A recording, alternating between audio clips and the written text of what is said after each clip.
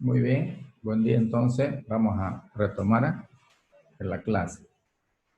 Por si acaso, la clase la he abierto para los dos grupos, para el F tiene este horario, ¿cierto? Y también para el grupo T, porque yo esta clase la voy a subir grabada para que los estudiantes del grupo T puedan verla. Entonces vamos a empezar con el grupo número 6, la familia del oxígeno. Todos me escuchan, ¿no? Sí, ingeniero. Ya. Grupo número 6, la familia del oxígeno. Esos son los elementos entonces que pertenecen a este grupo, llamado también grupo de los anfígenos. Oxígeno, selenio, oxígeno, azufre, selenio, telurio y polonio. El agua lo tengo como un tema aparte, no importa, aparece ahí.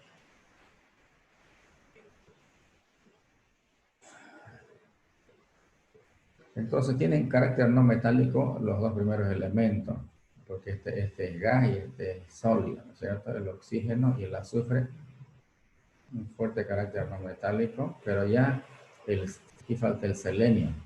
Selenio, telurio y polonio ya tienen características metálicas. Tienen cierta similitud, los dos primeros, el oxígeno y el azufre, basándose en su configuración electrónica. Forman compuestos iónicos con metales activos y compuestos covalentes también. Vamos a empezar con el oxígeno. Vamos a ver las propiedades, las características. El oxígeno siempre se escribe con el subíndice 2, porque eso significa de que una molécula está formada por dos átomos. Vamos a ver la forma de obtenerlo a nivel industrial, a nivel de laboratorio. Y los alótropos también, recordando de que uno de los principales alótropos es el ozono, por ejemplo, ¿cierto? Y vamos a ver el rol que juega el ozono en el medio ambiente. Ahí está la tabla periódica. En este sector entonces está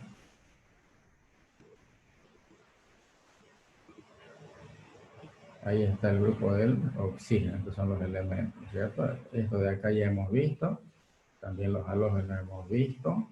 Estamos acá y en este sentido vamos a ir avanzando, los más destacados, por supuesto. Y estamos acá. Estamos ahí. Hagamos memoria de lo siguiente. ¿Recuerdan la valencia de los halógenos cuánto era? El mínimo era -1, ¿no es cierto? O es -1 de los halógenos. Da -1, 1, 3, 5, 7. De este grupo, la valencia, ¿cuánto es? Hagamos memoria. ¿Cuánto es el mínimo?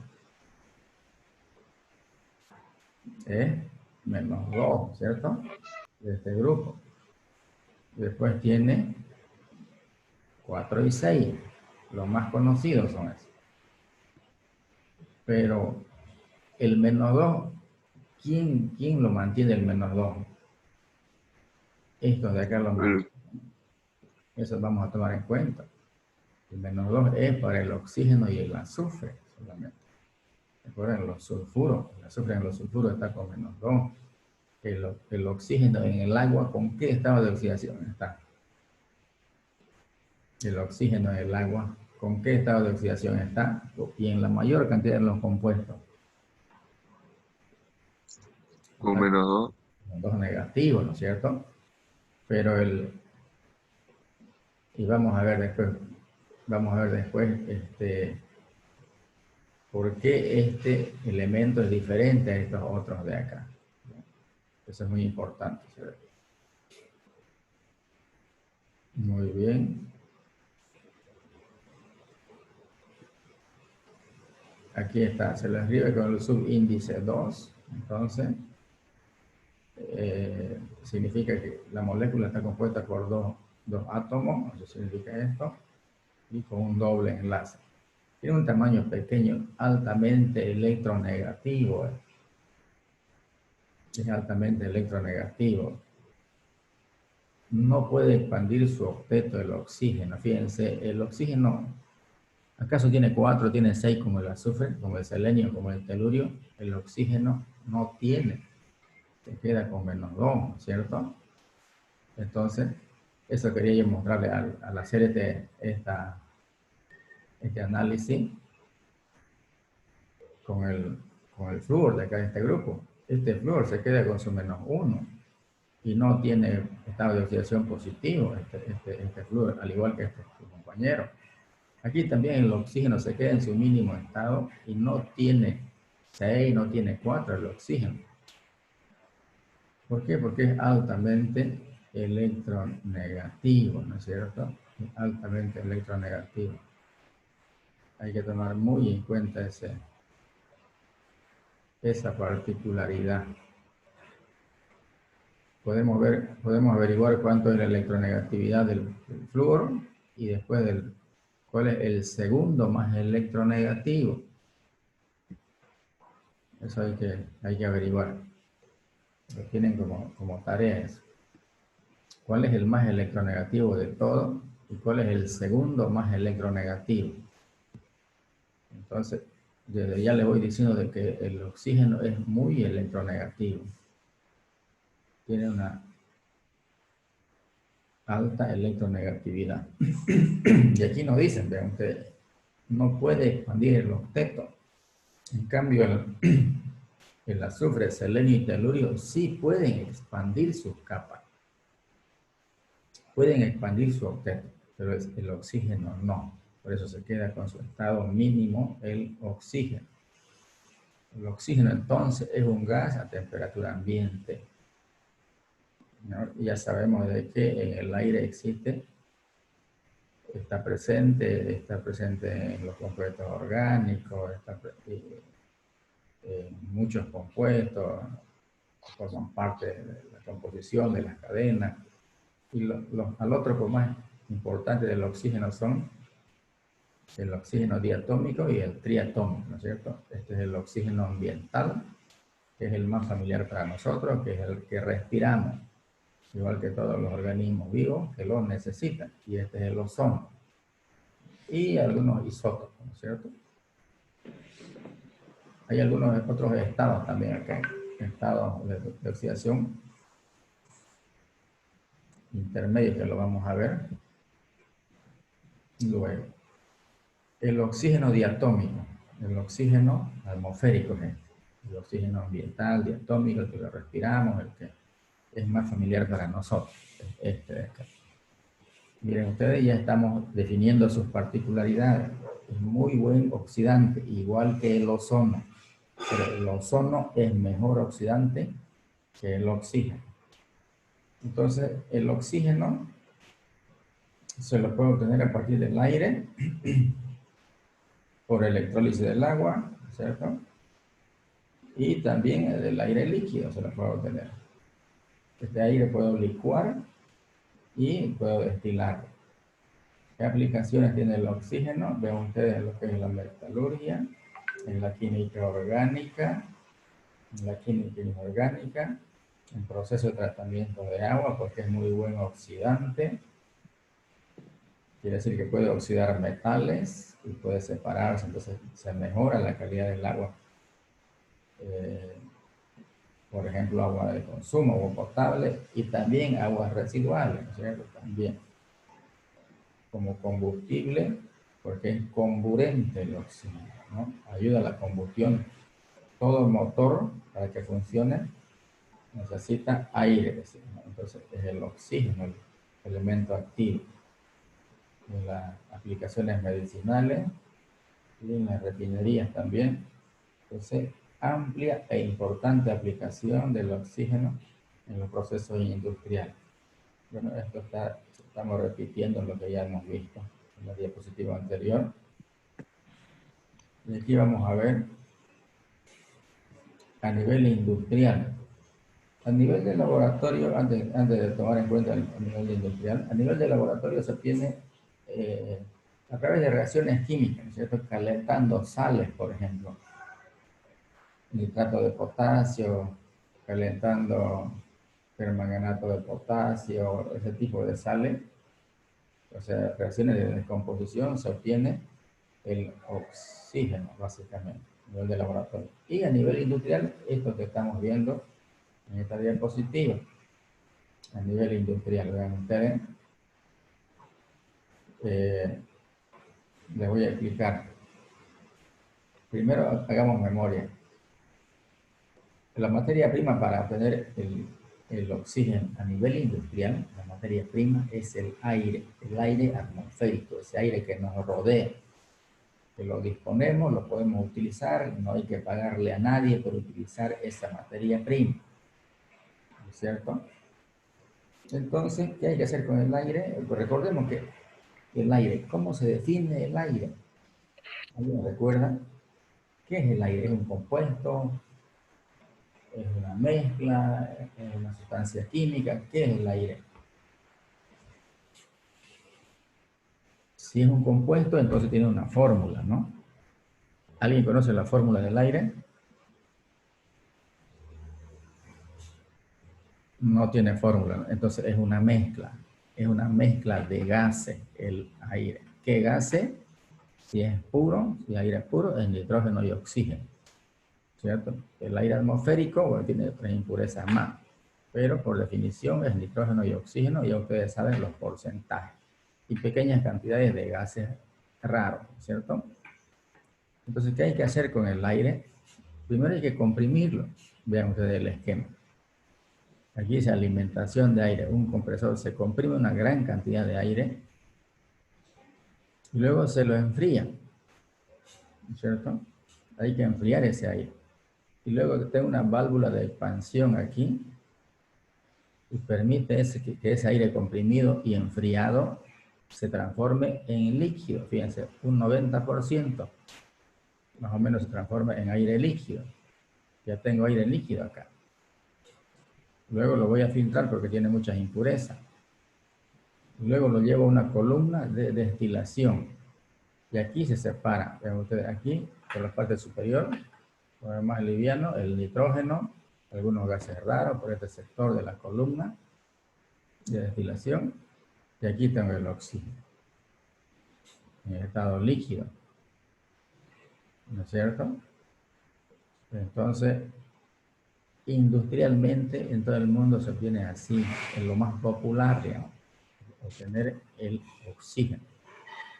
Entonces, una industria que procese aire para producir oxígeno, siempre va a producir también nitrógeno. No puedo decir yo quiero solamente oxígeno y nada más, esto lo voy a devolver a la atmósfera, no me interesa. Sería un error, ¿no es cierto? Si ya lo tenemos ahí, ya lo tiene, entonces hay que disponerlo nomás, pues hay que hacer los pasos finales y también comercializarlo. Entonces, el funcionamiento, los balances de masa, los balances de energía, el número de platos que tiene esta torre, ustedes lo van a ver mejor cuando lleven materias de operaciones unitarias, ¿cierto? Cada unidad acá hay que hacer análisis, hay que hacer estudios de ingeniería. Entonces voy a repetir. Este esquema nos permite conocer, ¿cierto?, de una manera rápida, la producción de oxígeno a nivel industrial. La producción de oxígeno a partir del aire líquido. Entonces, el aire líquido es comprimido. Primero, voy a hacer una explicación más. Es comprimido en este equipo. Yo tengo una gran cantidad de aire. Luego lo voy a enfriar. Fíjense. Se enfría a baja temperatura. Luego tengo una válvula de expansión. Se expande. Y ese proceso me permite obtener en estado líquido el aire. En un 90% por lo menos. Tengo aire líquido. Luego ese aire líquido lo voy a filtrar porque tiene impureza. Y lo llevamos a la columna de separación. Vean ustedes las temperaturas de ebullición, ¿cierto? Y de esa manera tengo el aire, ¿no es cierto? Tengo el aire separado ya. Y tengo el oxígeno, que es el que me interesa. Pero también, como se obtienen estos productos, hay que envasarlos y hay que comercializarlos. Aquí en Santa Cruz hay 2 o 3 fábricas de oxígeno. No hay más. Bueno, ese es entonces el proceso que nos permite producir a nivel industrial oxígeno. Hablemos algo del ozono. El ozono es una molécula que está formada por 3 átomos de oxígeno. Es mejor oxidante que el oxígeno. O sea, el ozono es mejor oxidante que el oxígeno. ¿Dónde existe? ¿Dónde está presente? En la atmósfera, el aire que lo respiramos tiene muy pequeñas cantidades de ozono. Es ligeramente tóxico cuando está en pequeñas cantidades, ¿cierto? Cuando ya es más abundante, entonces ya es de riesgo para la salud.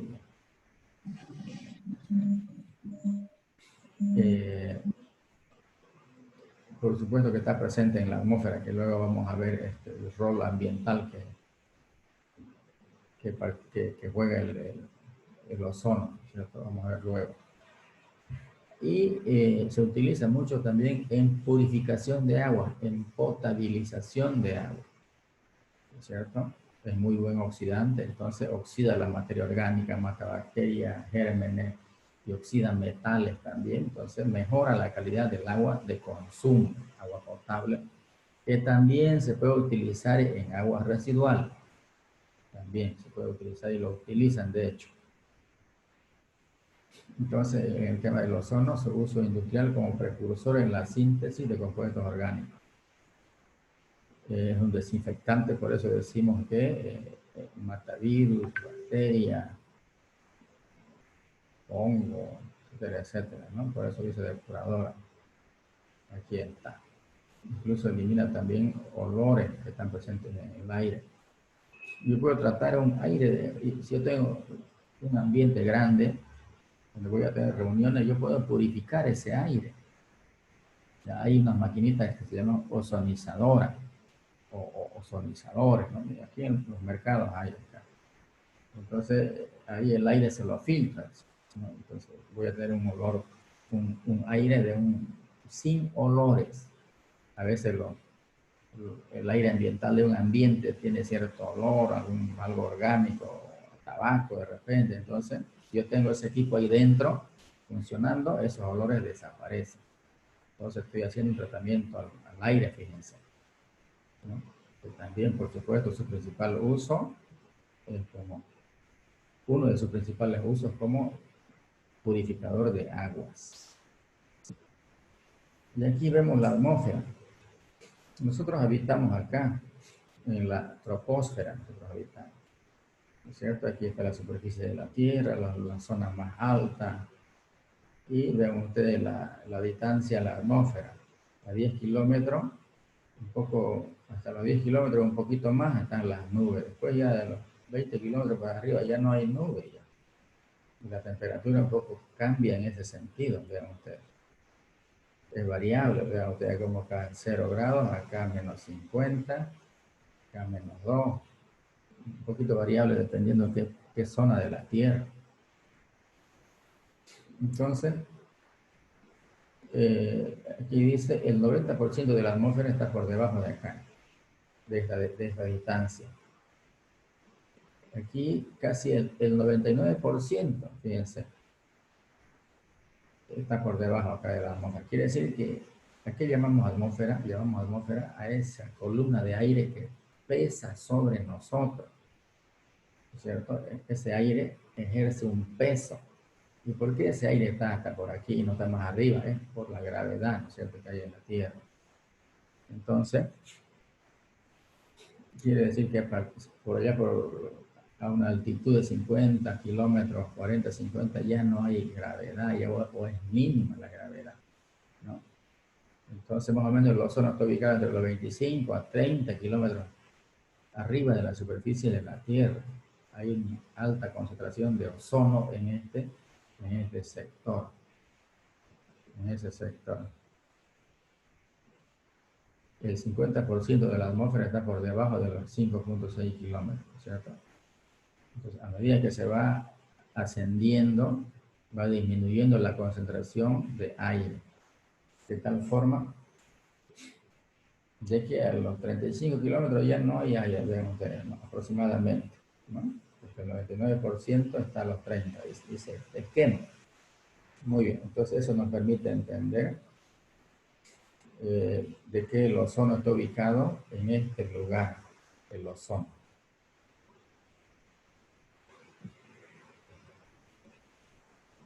Ahí está.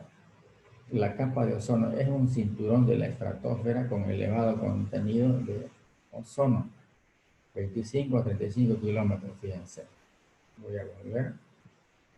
Aquí está, más o menos en este sector está la capa de ozono, aquí. Todo esto.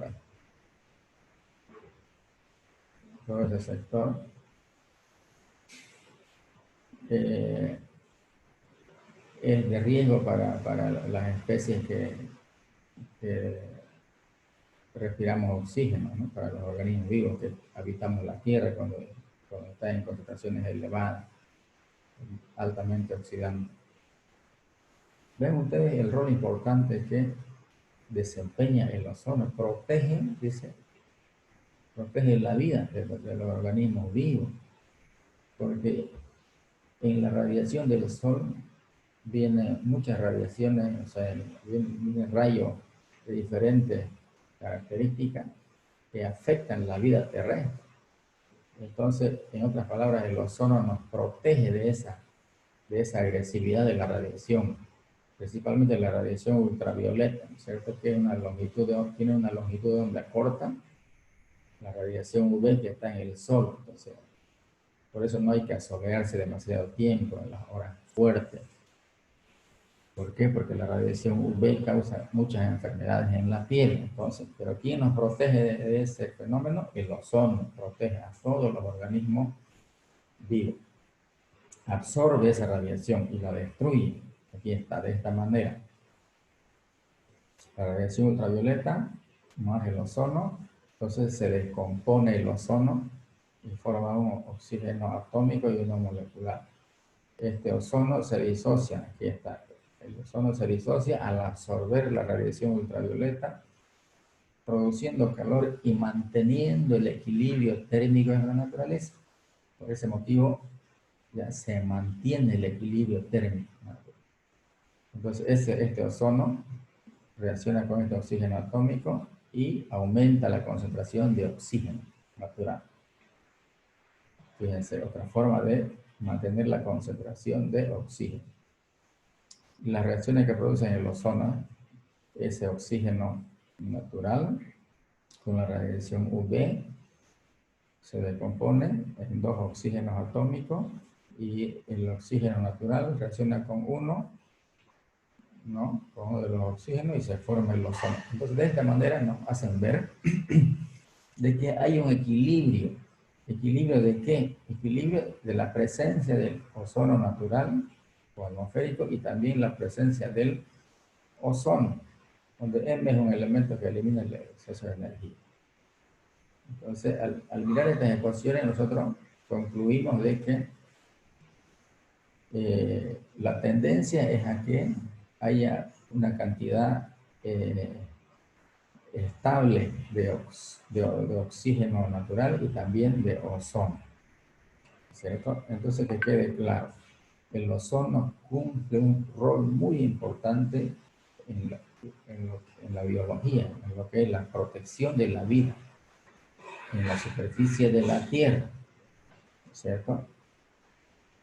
¿Qué función cumple? Absorbe o retiene o evita que impacte ya la radiación ultravioleta en los organismos vivos. Nuestra especie, otras especies y muchas otras especies. O sea, si no hubiera este ozono, si no hubiera existido, tal vez nosotros no estuviéramos también presentes. Entonces, protege protege la vida de la radiación ultravioleta que está presente en el sol. Un rol muy importante, entonces, el ozono. Aquí está. Pero hay una amenaza, ¿no es cierto? Hay una amenaza. Ese ozono está desapareciendo en diferentes lugares de la Tierra. Ciertos gases producidos por la actividad humana, como el dióxido de nitrógeno, por ejemplo, que se desprende por las chimeneas de las industrias, por los caños de vehículos, los caños de escape de los vehículos, de todos los motores. Se forman esos óxidos, entonces afectan al ozono, van afectando, va destruyéndose el ozono. Ven ustedes todas las naves, todos los motores. Pero lo más peligroso son clorofluorocarbonos, fíjense, son los CFC. ¿Dónde están presentes estos gases? En los equipos de aire acondicionado, ya sean domiciliarios, sean de vehículos. Como son gases ligeros, es decir, gases de baja densidad, fácilmente se pierde, pues, ¿no? A veces el aire no enfría, y dice, ¿qué pasó? Es el gas que se perdió, entonces hay que cargarle gas. ¿Dónde se fue ese gas? Se fue a la atmósfera, ya destruye el ozono, esos gases principalmente, se suman a la acción de estos otros gases que se desprenden de los motores, pero estos son los más peligrosos. Por los halógenos, clorofluorocarbono, fíjense, por este halógeno que está presente, ataca el ozono y lo va descomponiendo. Entonces, de alguna manera va disminuyendo en algunos lugares la concentración de ozono en la atmósfera, pero es por la actividad industrial, ¿no es cierto?, que hacemos todas las personas, principalmente hay que cuidar que estos gases no se vayan a la atmósfera. Y bueno, y los científicos y los entendidos en las temáticas, ellos ven, ¿no?, qué hacer para evitar seguir contaminando la atmósfera. Entonces dice acá, los más peligrosos son los clorofluorocarbonos, o comúnmente llamados CFC gaseosos, ya que si se ascienden a la estratosfera, pueden absorber radiaciones ultravioletas y disociarse, ¿no? Entonces, son de alto riesgo estos gases, una amenaza para el ozono. El cloro liberado de esta reacción es el que puede producir un ciclo de destrucción de ozono, y también los óxidos de los compuestos halogenados. Ahí está, entonces. Bueno, aquí hay una muestra nomás para mirar simplemente.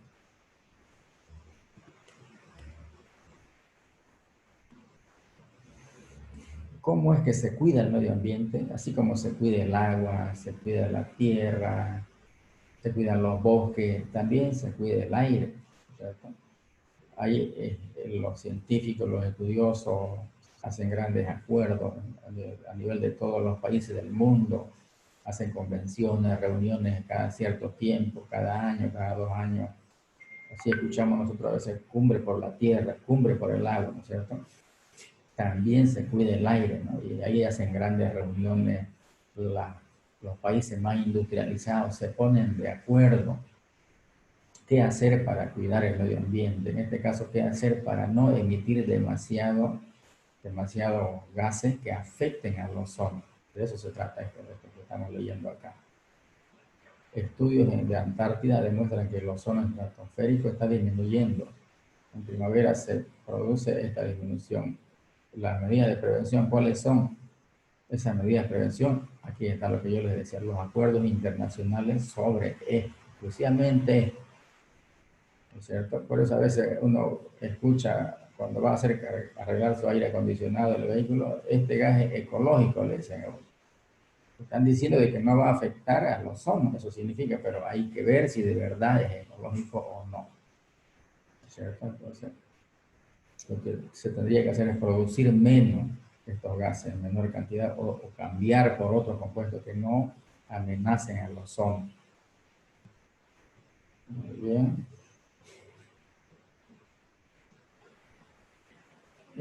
Los iones típicos, el más conocido, el más popular, ya ustedes saben, que es -2 para el ozono, para el oxígeno. Pero también tienen otros, fíjense, el peróxido.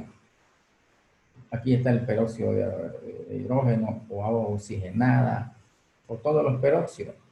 Entonces, el oxígeno, ¿con qué estado de oxidación está en el agua y en muchos compuestos? Está con -2, es el más popular. En los peróxidos, ¿con cuánto había estado? Había estado con -1, fíjense en los peróxidos. Y estos son otros estados, también otros estados intermedios, con -1,5, -1/3, son menos conocidos, pero son compuestos que sí existen. Entonces, el más popular, el más conocido, -2 para el oxígeno y también para los peróxidos. Estos otros hay que considerarlos también. Y bueno, son oxidantes todos, ¿no es cierto? Todos son oxidantes. La función biológica que cumple el oxígeno. Bueno, nosotros, nuestra especie y muchas otras especies, lo necesitamos al oxígeno para la respiración, que está aquí. Y las plantas, también las plantas lo necesitan el oxígeno, aunque también lo producen las plantas. La vegetación verde, ¿no es cierto? ¿Cuáles son las condiciones para que un árbol pueda producir oxígeno? En el día, cuando hay presencia de sol, ¿no es cierto? La radiación solar promueve la fotosíntesis. Entonces, ¿qué hace la vegetación verde? Absorbe dióxido de carbono. Ese dióxido de carbono lo transforma en oxígeno, ¿no es cierto? Entonces la planta crece, todo lo que es carbono se queda acá, crece la planta y la otra parte se va a la atmósfera. Entonces, y el oxígeno ya lo necesitan otras especies. Pero por la noche, cuando no hay sol, no hay fotosíntesis, entonces ahí absorbe oxígeno. Los árboles absorben oxígeno, ¿cierto? De eso se trata todo esto de acá, todo este esquema. Y bueno, pues nosotros, nuestra especie y muchas otras especies, necesitamos ese oxígeno, tiene que haber oxígeno. Y está en equilibrio. Por un lado, esos fenómenos que ocurrían allá en la atmósfera, que habíamos visto hace rato, y por otro lado, en la Tierra ocurren estos fenómenos. Entonces, hay un equilibrio, el oxígeno más o menos es constante en la Tierra, ¿no? Por estos fenómenos. Y como está disponible, es constante, no se pierde, entonces nosotros tenemos a disposición ese aire que es muy necesario para la vida de todas las especies que lo requieren y también para las plantas, ¿cierto? Muy bien. Entonces, estamos terminando esta parte. Ya toca oxígeno, pero aquí tengo que ver un poco del agua. Vamos a ver los compuestos del oxígeno. Quiero mirar un poquito lo siguiente. Voy a salirme de acá.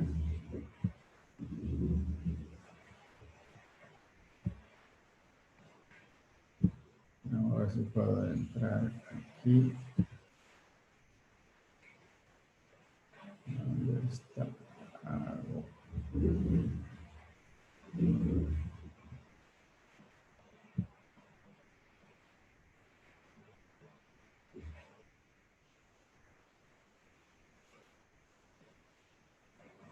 ¿Ven, jóvenes? ¿Ven esta diapositiva? Sí, ingeniero, se ve. Sí, ingeniero, se ve. Polaridad del agua, ¿no es cierto? Ya, muy bien. Entonces, hemos visto ya las características importantes del oxígeno. Ahora vamos a ver los compuestos que forman. Dentro de los compuestos que forma tenemos, por ejemplo, el agua. Y vamos a estudiar el agua. Vamos a ver algunas definiciones importantes, como por ejemplo polaridad. ¿Qué es polaridad? Se refiere a los polos eléctricos en una molécula. Cualquier molécula sea esta. Aquí esta es una molécula. Vamos a definir la polaridad. Cuando aparecen las cargas, la molécula se polariza. Entonces, aparecieron cargas positivas y cargas negativas. Entonces, ¿qué decimos? Se polarizó esa molécula, decimos.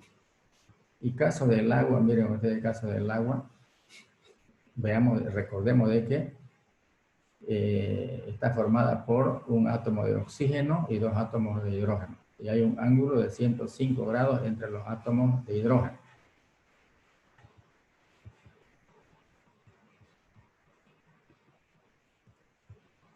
Eso era polaridad. Ahora veamos electronegatividad.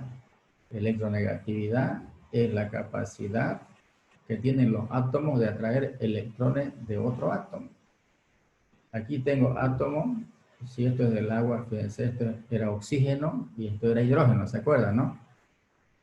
Aquí está, recordemos. Aquí está el oxígeno y estos son sus hidrógenos del agua.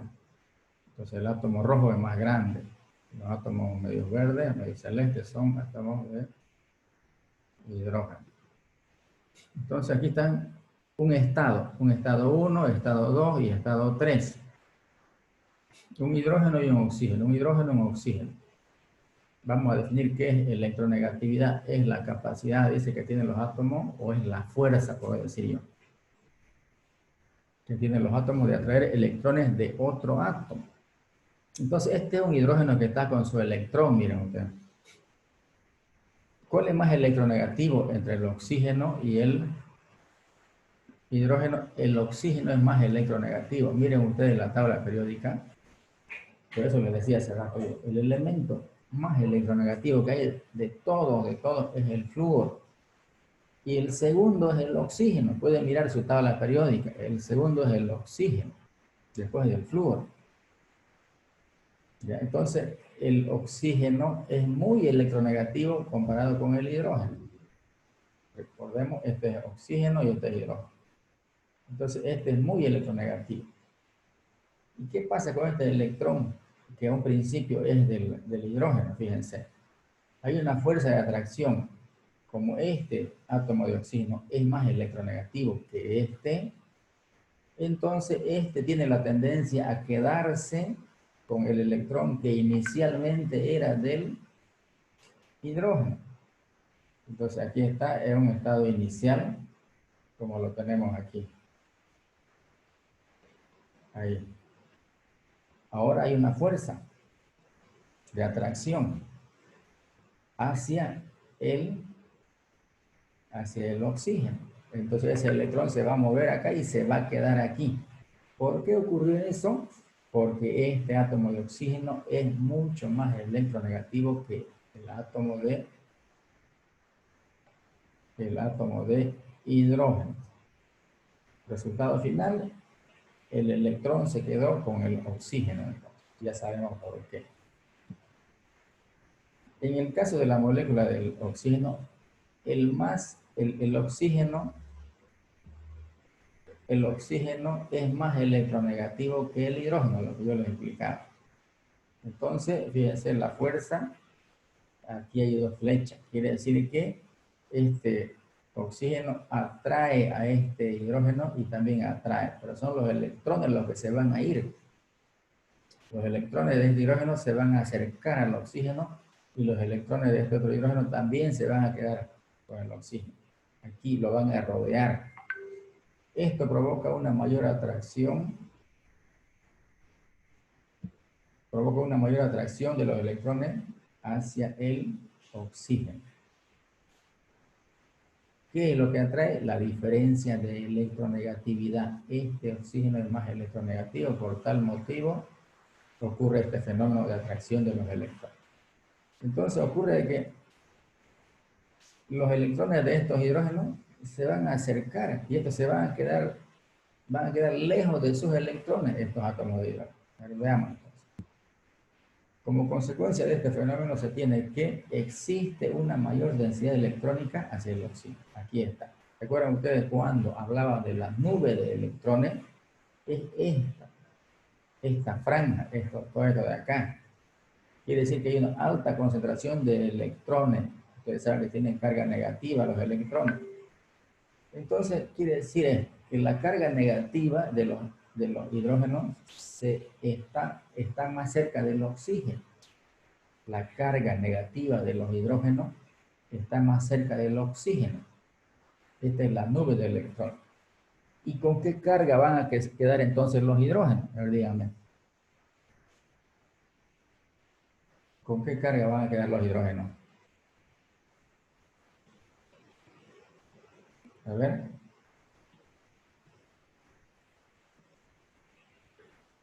Positivo. Vamos. ¿Con qué carga? Si la carga negativa está hacia el oxígeno, ¿con qué carga quedarán los hidrógenos? Con carga positiva.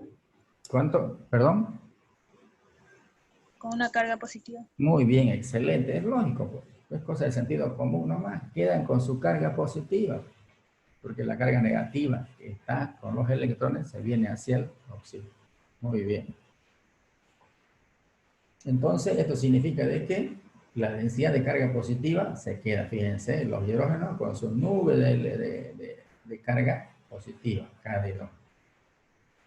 ¿Por qué? Porque la carga negativa se fue hacia el oxígeno. Excelente. Entonces hablemos ahora del agua. Por ello se considera que la molécula tiene dos polos, la molécula de agua. Dos polos tiene. Polo negativo hacia el oxígeno y polo positivo hacia el hidrógeno. ¿Ya? Entonces, la molécula de agua es una molécula polar, se dice. Es polar. ¿Ya? Pero ya saben ustedes por qué polar. Tiene dos polos, un polo negativo y otro polo positivo. ¿Por qué negativo aquí? Ya hemos aprendido. ¿Por qué positivo acá? Ya hemos aprendido. Para no poder 10 ni 20 signos, se pone uno solo, ahí está. Polo positivo y polo negativo. Ahora, ¿qué efectos de la polaridad? ¿Qué ocasiona todas las particularidades del agua? ¿Por qué el agua es un disolvente? ¿Por qué el agua hierve a 100 grados Celsius? ¿Por qué congela a 0 grados? ¿Por qué existe en 3 estados en la naturaleza? ¿Por qué es tan excepcional el agua? Por eso que hemos visto. Eso ocasiona los puentes de hidrógeno. Miren ustedes, uno de los efectos de la polaridad del agua son los puentes de esta fuerza de atracción, se le da el nombre de puente de hidrógeno. Esto es porque la parte negativa de la molécula, fíjense, la parte negativa atrae la parte positiva de otra molécula. ¿Cuántas moléculas de agua tengo yo acá? Tengo dos, ya, participen conmigo. Tengo dos. Entonces está la parte negativa, la parte positiva. Atrae, ya sabemos por qué hay la atracción esa. Aquí, ¿cuántas moléculas de agua tengo?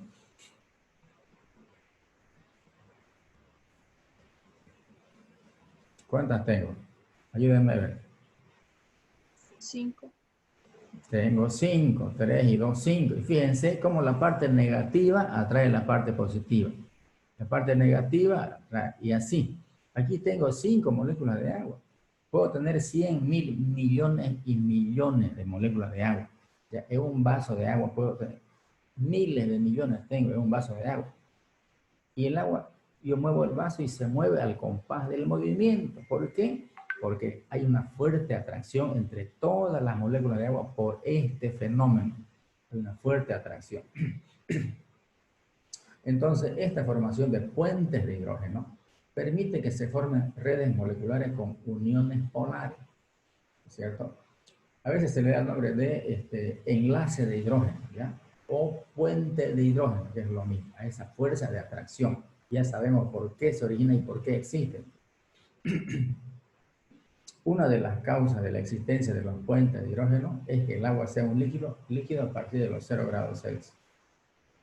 Ahora, existen varios efectos por la polaridad de las moléculas de agua. Por ejemplo, la temperatura de ebullición, su temperatura de fusión, la tensión superficial y la densidad normal del agua. Esto lo vamos a ver con más detalle, ¿ya? Vamos a ver, es muy interesante la química del agua y eso es lo que estamos aprendiendo. Eso es lo que estamos aprendiendo. Entonces, estamos aquí. La siguiente clase vamos a empezar a ver la ebullición del agua y su temperatura de fusión, tensión superficial y así vamos a ir avanzando. Bueno, nada más entonces por ahora, jóvenes. Aquí concluimos la clase. ¿Hay alguna consulta, alguna pregunta? ¿Alguna consulta, alguna pregunta?